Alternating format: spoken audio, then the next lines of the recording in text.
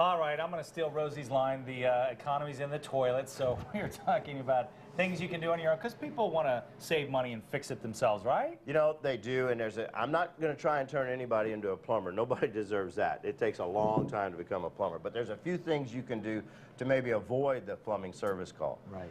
Some things people do. The one thing people do more wrong than anything is they put Q-tips and Kleenex down the toilet. You don't do that. You do not put Kleenex in the toilet. Look at that. I never seen that demonstration. Look at the difference. No kidding. Now, I'll tell you, Scott and folks at home, when this becomes a problem is when you're stuck replacing a toilet, right, and you've grown up and your whole life you've had a toilet that flushes 5 gallons a flush, right, and now you're stuck with a new one that flushes 1.5 gallons. This is when these kinds of things cause problems, because you don't have that volume of water helping you out cover up all your mistakes. Right. So, is that too vivid? No, no, that's perfect. That makes a lot of sense. And if you go to Home Depot and you look at toilets, they rate them on how they flush. Right. So. Now, the next thing people can do, again, at your water heater, if you'll just go to your water heater and look at the top and see this hex nut here, that's called an anode rod. That anode rod, brand new, looks like this. It's made to sacrificially die, and eventually it will look like this. If you leave it in long enough, it will look like this. This is not good. This is a very simple little do-it-yourself repair. It's just unscrewing this and screwing it back in. The only time this becomes tough is when the ceiling is low, like a laundry room. And, well, then you call a plumber. But this is what your water heater element looks like when your anode rod isn't being taken care of. The other thing people call us a lot about is, Rosie, we've lost water pressure in our sink.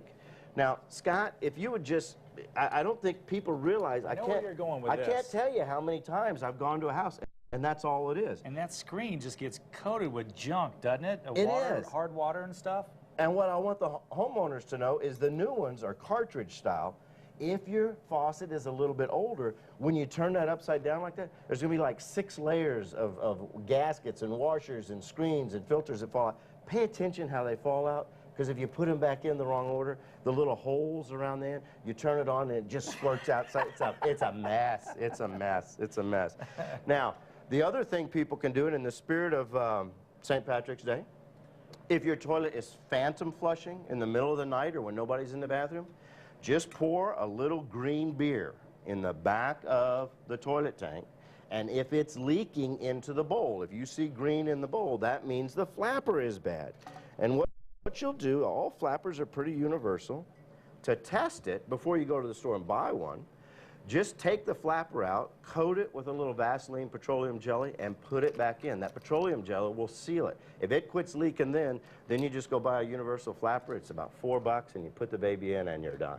Now, earlier, Tara and April, they were joking and saying, well, I don't know how to do this stuff. But, you know, sometimes it can be intimidating if you haven't done it before. But don't you think the best advice is just to look at it, maybe write down a couple notes on how it's put together when you pull it apart, like you said, pay attention, and then just reverse the process? Oh, I mean, just do it exactly the same way. With phone cameras, you can just take a picture of every step. You can take that to your plumbing supply professional, and he can talk you through it reverse. It makes it so easy. And Tara always says she doesn't know anything about home improvement. I can't tell you, on our website, last month when Tara and I were talking about stud finders, that got more hits on our website than anything we've done in a long time. Every woman in town was yes, they all wanted to help Tara. Listen, I think the women can relate. We all know about being a stud finder. Exactly. That has nothing to do with home improvement. Tara, I would bet you $100 that you could even replace the inners of a toilet, couldn't you? Absolutely. If she paid attention and just... Absolutely. Yeah, I think you could.